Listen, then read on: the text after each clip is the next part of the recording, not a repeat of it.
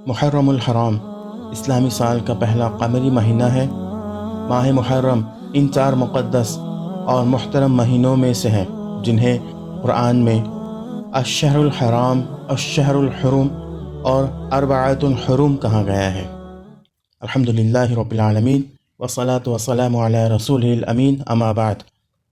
رب اشرح لی صدری ویسر لی امری واحلل عقدۃ من لسانی یفقہوا قولی۔ السلام علیکم ورحمۃ اللہ وبرکاتہ۔ میں محمد عامر ماہ محرم کی فضیلت اور اس کی اہمیت کو لے کر حاضر ہو چکا ہوں۔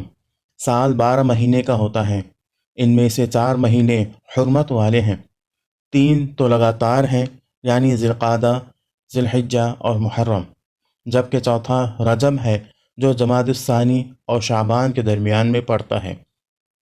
اسی طرح ماہ محرم کی فضیلت اور عظمت کو واضح کرنے کے لیے حدیث میں اس کی نسبت اللہ تعالیٰ کی طرف کی گئی ہے۔ چنانچہ سیدنا ابو ہریرہ رضی اللہ تعالیٰ عنہ سے مروی ہے کہ رسول اللہ صلی اللہ علیہ وسلم نے فرمایا، افضل الصیام بعد شہر رمضان صیام شہر اللہ المحرم۔ ماہ رمضان کے بعد سب مہینوں سے افضل روزے اللہ کے مہینے محرم کے ہیں۔ اس حدیث پاک میں ماہ محرم کو شہر اللہ یعنی اللہ کا مہینہ کہا گیا ہے۔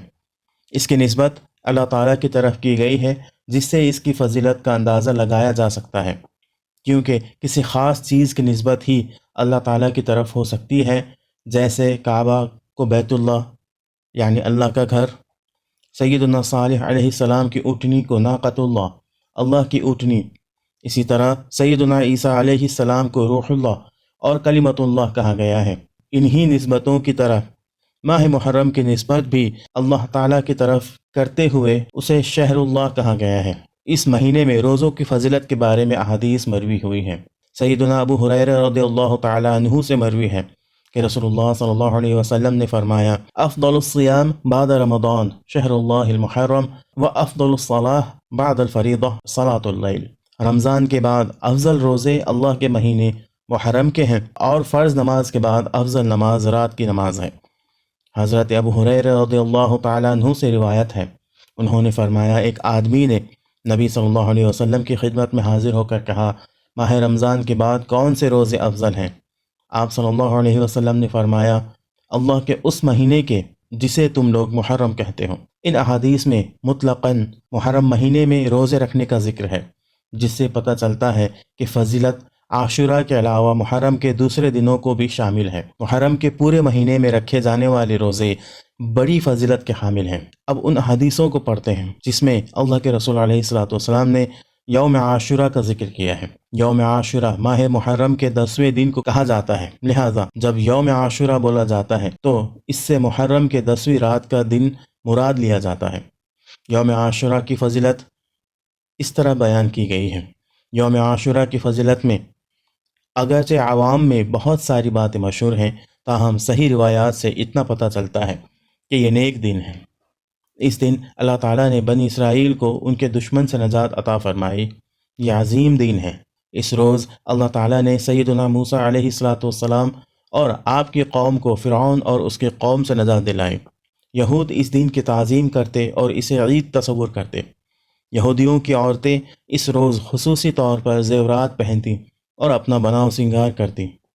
سیدنا موسیٰ علیہ السلام اس دن بطور شکرانہ روزہ رکھتے تھے۔ یہود بھی اس دن کی تعظیم کرتے ہوئے روزہ رکھتے تھے۔ قریش بھی دور جاہلیت میں اس دن روزہ رکھتے۔ رسول اللہ صلی اللہ علیہ وسلم نے بھی اس دن روزہ رکھا اور رکھنے کا حکم دیا۔ اس دن کعبہ پر غلاف بھی چڑھایا جاتا تھا۔ یوم عاشورہ کے روزوں کی فضیلت کے تعلق سے یہ حدیثیں مروی ہوئی ہیں۔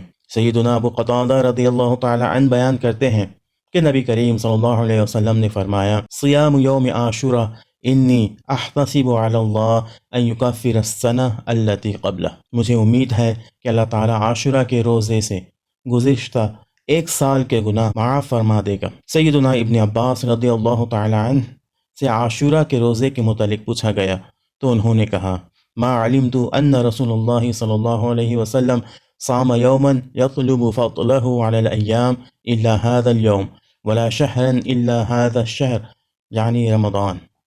میں نہیں جانتا کہ رسول اللہ صلی اللہ علیہ وسلم نے کسی دن کو افضل جان کر روزہ رکھا ہو سوائے یوم عاشورہ کے، اور نہ ہی آپ نے ماہ رمضان کے سوا کسی مہینے کے پورے روزے رکھے ہیں۔ اللہ رب العزت سے دعا ہے کہ اللہ تعالی ہمیں کہنے سننے سے زیادہ عمل کرنے کی توفیق عطا فرمائے، آمین۔ وآخر دعوانا ان الحمد للہ رب العالمین۔ السلام علیکم ورحمۃ اللہ وبرکاتہ۔